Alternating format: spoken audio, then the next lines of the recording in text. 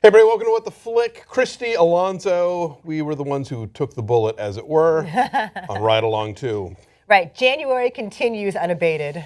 It's Ride Along 2, the sequel to Ride Along, which I guess did well enough to merit a sequel or not. So this time, Kevin Hart and Ice Cube are reteamed once again as mismatched buddy cops, but they really are both cops this time. Kevin Hart has gone through the academy, is on probationary status, and feels like he's totally ready to accompany Ice Cube down to Miami to bust up some sort of nefarious ring involving Benjamin Bratt and his shipping business, and wacky antics and lots of booty shaking ensue. Take a look. We're gonna go by Miami PD, let them know we here. Oh, what's your problem? You're at my desk. Oh! Soft tissue manipulation. Detective Peyton. Detective Cruz. I'm not shaking your hand after that. Everybody get down! Pope is moving contraband through the port. Oh, we got company.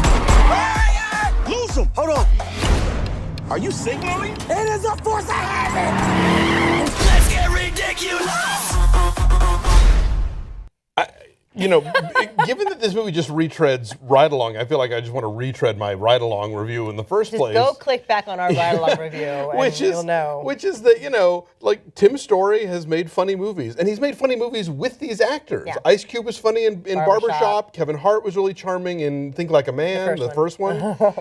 But these Ride Along movies are just, you just sit there and they lie there and they just sort of do their thing, and it's Kevin Hart's making noise and Ice Cube is glowering, and occasionally Kevin Hart gets punched by Ice Cube, and that's it. That's kind of the whole thing. What's a bummer is that they seem to show glimmers of actual chemistry. Like Sure. there is some friction there in those two very two-dimensional types. Yeah. And it really makes you wish for a better script. Totally, yeah. I mean, it's not a bad setup, but then it's just they don't take it anywhere, you know? And then Olivia Munn shows up, and she's like the badass Miami detective that they have to team up with. Right. And I don't know how I feel about Olivia Munn. I have conflicted feelings about her. I mean, she can be totally misused in a movie like Mordecai. Right. But here she gets to be kind of a badass, and she's got a likable presence about her, and she's game for all the physical stuff. Yeah, I mean, did you watch The Newsroom?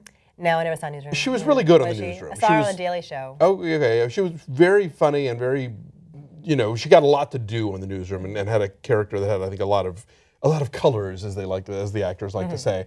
And yeah, I was reminded of Mordecai at certain points. We were like, oh man, but at least, yeah, she gets to dance. She gets to do a salsa dance with Benjamin Bratt. Right. She gets to be sort of in charge of her stuff, which was nice. But not making fun of her for being an uptight woman, right? And No. She gets to be tough. So Yes. I never thought like the most interesting character in a Ride Along movie would be a woman.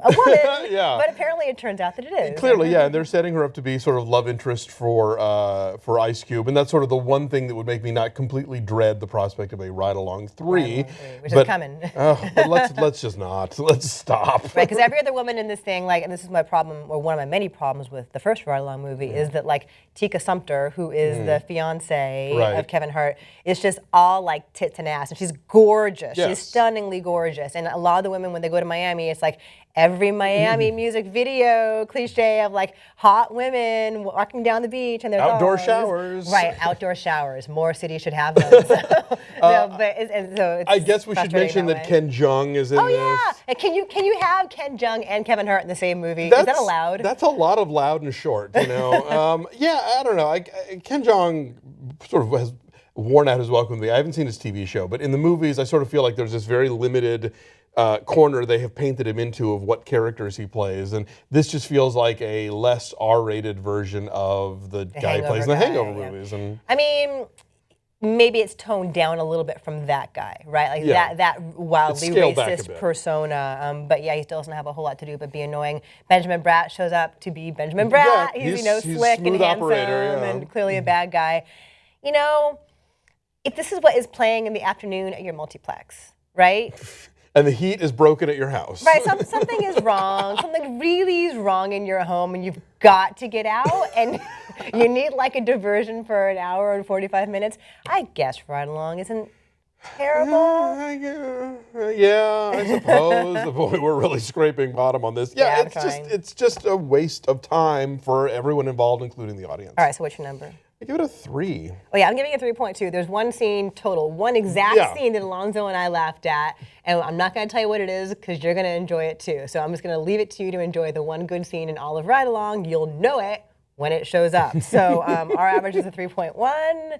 It is where in the Terminator 10%? 10%, so yeah. Again, like 13 hours, that seems high. So don't see this. Go play catch up with your Oscar nominees instead. Spend time with loved ones, anything. Bye.